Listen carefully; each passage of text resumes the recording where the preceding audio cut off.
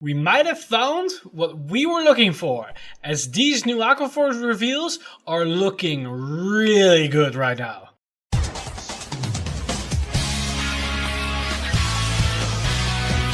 Stand up!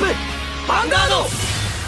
Hey Cardfighters, welcome back to another Cardfight update. Today we got another reveal stream from Bushiroad as it was the typical Tuesday, and today they finally showed us the skill for Glory Maelstrom. But not only that, they showed another very interesting common grade 3 that is very interesting to say the least. But not only that, we also got a sneak peek for the upcoming products that's coming after the new Miyagi set and the new AL4 set. So without further ado, let's jump right into these reveals as there is a lot to talk about these new Aquaforce cards. But before that, let's take a look at the new sneak peeks for this set that I was referring to, as they revealed the artwork for the upcoming extra booster for Mega Colony, Spike Brothers and Tachikase, as that is going to be none other than the Raging Tactics. But what's interesting though is that apparently somebody at Bushiroad's HQ doesn't know what a Spike Brothers is, or doesn't know what a Dark Regulars is, depending on the clan symbol in this picture.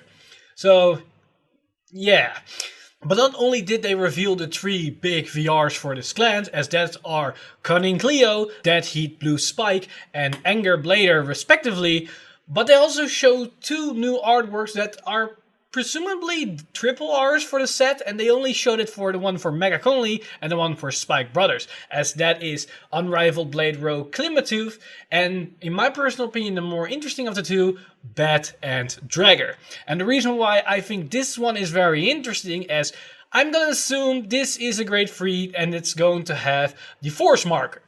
But anybody that's familiar with Premium, or at least with the old playstyle of Spike Brothers back in the past, during the early stages of G, they got a Stride card that synergizes really well with Bad and Dragger, and it's called Good and Dragger, and it allowed for a interesting play that's called the Double Break Right, as you could forcefully double right a grade 3 after your stride attack. And back in the day, that was with the break right skill that gives everything plus 20k on the field for that respective turn. But now with the gift markers, you could look at potentially 2 extra gift markers, in this case 2 extra force markers, be generated after the Vanguard attacked. So I'm very curious if this has a good synergy with this card or not. It's at least something to speculate about when those Spike Brother players starting to guess what this new support is going to be. So that's probably something that a lot of Spike Brother players are looking into when the skills of these cards are going to be revealed. But let's get into the big picture of these reveals, and that's the obvious Aquaforce reveals, as we got 2 new cards.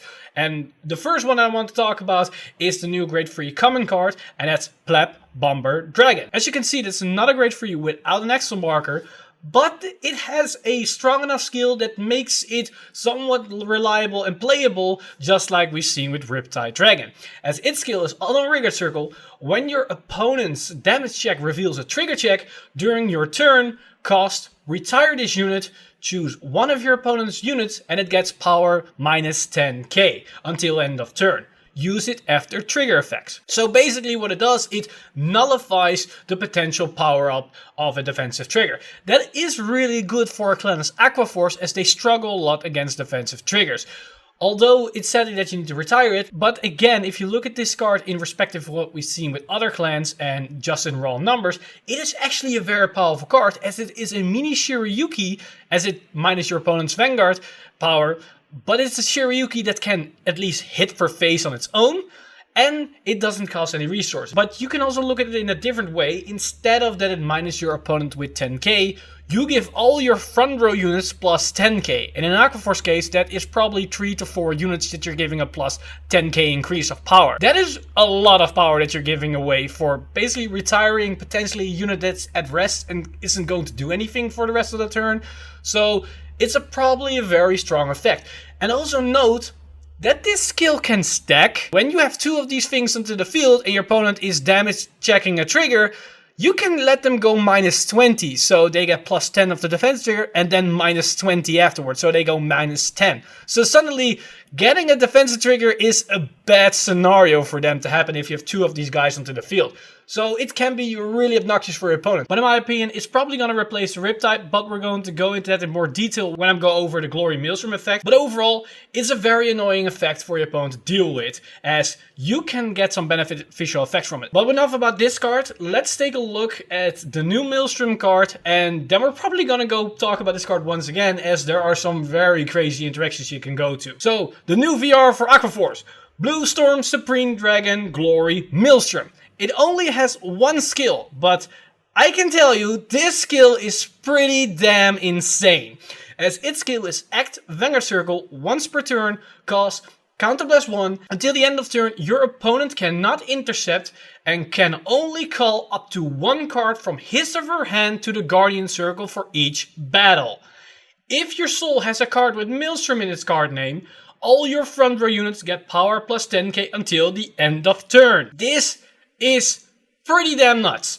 If you're only gonna look at it as a first right potential, it can really pressure your opponent, as they can only guard with one card for each battle. In the beginning stages, it's not really that hard for them, as they can probably block a lot of your attacks. But if we're taking consideration that you can write it once again with a Maelstrom and give everything plus 10k, you're probably looking at a field that they cannot block anymore unless they got a lot of perfect guards in hand. And most clans cannot have that amount of value. So with the old Maelstrom, the issue with the card was that your opponent is gonna guard a lot early game, as they don't want to give you a reset. And that is actually a bad thing for Aquaforce, as that means they're sitting at a lower damage and they can take a lot of damage afterwards and rely on their defense triggers. Well, for that problem, we can look at the new grade 3, as that can generate a minus power effect onto the field. And if we combine that with something like Glory Maelstrom, then we can see it's something very dangerous for your opponent, as when you ride into old Maelstrom, they're gonna guard a lot, they're probably only sitting at 2 to 3 damage.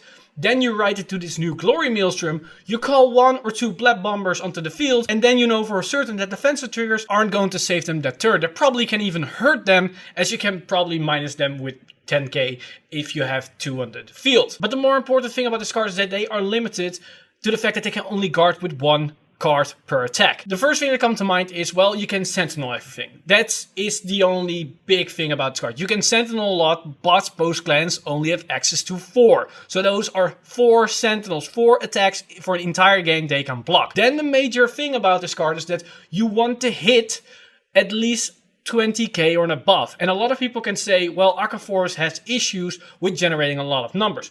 Well, with the 10k of Maelstrom and the 10k minus potential of Black Bomber Dragon, that might not be a problem at all. We got the new grade 2 Coral Assault that can get a plus 15k. That thing on an Axel 1 can become 44 on its own. 44 against a Force Clan is way above the 20k difference, as even if they get a defensive trigger, that's still above a heal trigger defense value. And that's the grade 2. You can also maybe, even if you don't want to run Pleb Bomber, you can put in Riptide, and Riptide can get a power of 52 on an Axel 1.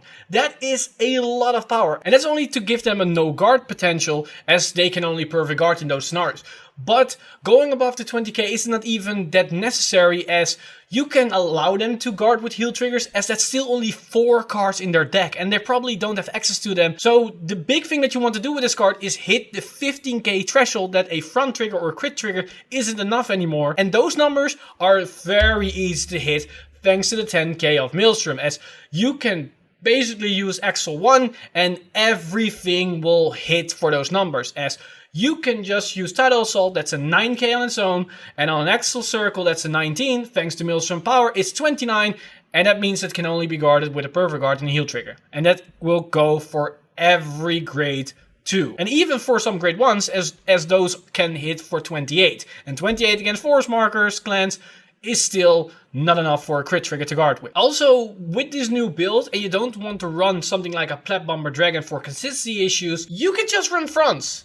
Because fronts will be the best kind of trigger in a Glory Maelstrom scenario, as even if they get defensive triggers, that doesn't matter at that point anymore, because they still will hit for too high numbers that they cannot guard anymore. And yes, it may have some consistency issues as soon as you want to ride on top of a Maelstrom to get his first, second edition of this skill, but in most scenarios that will not be the main issue, as you can ride it on top of itself, or you can just go, as I stated before, into the old Maelstrom if you want to combine a build with Plap Bomber Dragon to put them in a really awkward scenario, as you can just Shiryuki the hell out of them with your multi-attacking and then also say, well, you know what, you cannot guard with your hand. Because the power of this card lies in the fact, and this is in my opinion one of the strongest guard restrictions we have seen for standard, as you can create scenarios where your opponent has a hand of 15 cards and they cannot guard with any of them. Maybe they have one perfect guard in their hand, but they're just having a lot of crit triggers and a lot of grade 2s and grade 1s, but they cannot use them anymore because it's way too awkward. And what's also very interesting, the moment that your opponent is learning, well, I need to save my high guard value for their Maelstrom, for their Glory Maelstrom turns, when you go into your first normal Maelstrom turns, if they want to guard their attacks and not waste high guard value cards, they are forced to guard with grade 1s and grade 2s at that point. And that is actually what you want as an Aquaforce player, as they are wasting at that point all their critical key pieces to guard your attacks, so they have a potential to guard your Glory Maelstrom attacks. And that can be the saving grace for Aquaforce as it needs. As yes, Glory Maelstrom on its own, when you look at the skill, might not be that significant, as it needs a lot of workaround. But when you look at all the cards that Aquaforce now has access to, thanks to Coral Assault, Riptide, Black Bomber Dragon, even the old Maelstrom and all those other cards, Elgo, Sidle Assault, it can make this deck very dangerous, and it shouldn't be underestimated, at least in standard that is. Premium is a whole other case, but for standard, this thing is insane. But that's basically everything for me today. Let me know in the comments down below what you guys think of these new cards. Are you a fan of these new Aquaforce reveals? As I am very, very happy with these two new cards, as they allow for some very interesting interaction and plays and deck building options, as I only talked about a build that is focusing around the old Maelstrom, the new Maelstrom, and Plap Bomber Dragon, but there are a lot of other different routes that you can take. You can just go for high number build with the Riptide as a support grade 3. You can also look at the new grade 3 with an excellent marker that can give your Vanguard plus 5k as well as itself. That's also an option. There are so many different ways that you can take with this deck, and this Glory Maelstrom might be the thing that Aquaforce needed, at least in standard, as it is looking really great. As this is really the card that Bushiroad promised way back in the old day, as they stated at the time, that Axel decks are going to be very strategic and very complex deck that reward players that make right decisions. And this skill for Glory Maelstrom really embodies that statement, as when you can make those numbers, as you can put your opponent into an awkward position when they cannot do anything but at least pray to God that they're going to get some heal triggers, well, you know that you did a great job. So let me know in the comments down below all your thoughts and opinions about these new cards, as well as are you excited for the phase reveals for the upcoming extra booster set for Mega Colony, Spike Brothers, or should I say Dark Brothers, or Spike Irregulars, as well as Tachikaze. So let me know all your thoughts and opinions in the comment section down below. As always, I want to thank my Patreon supporters over at Patreon for supporting me and doing this video and this channel for all of you guys out there. If you too want to support this channel, then head on over to patreon.com/VanguardInsider and become a patron today. Well, with that said, I'm Mr. Time Leap, and I'll see you guys in the next one.